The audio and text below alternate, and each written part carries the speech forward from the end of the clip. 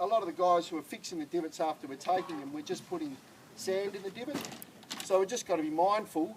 Walker will be all right there. We've just got to be mindful what you got, Walker. That if we take a decent divot, and you can take a pretty decent slab, that's not going to be a slab that anyone's going to take out on the golf course, I wouldn't have thought. But yet that's unbelievably easy to fix. You can pretty much repair that. And from a greenkeeper's point of view, that's the ultimate. You've just reduced the thatch zone by that much. So you've reduced that tightly intermingled layer of dead and living stems by however big that divot is.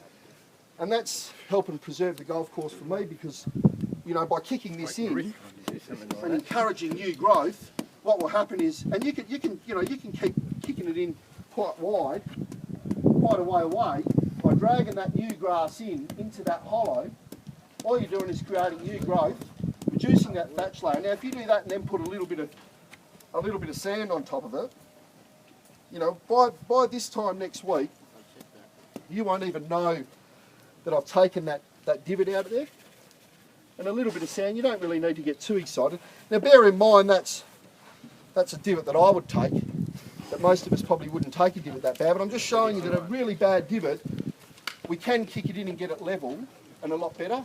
And just while I've got you as well, when we're in the bunkers, if you hit it on the face of the bunker, when you're buried there and then you hit your shot out, when you rake up after yourself, you turn the rake upside down and you use the flat part of the rake and you push it up and back and kind of back face the bunker and then slowly pull it down. And then when you use the teeth of the rake, most of the time those teeth are used to soften the bunker.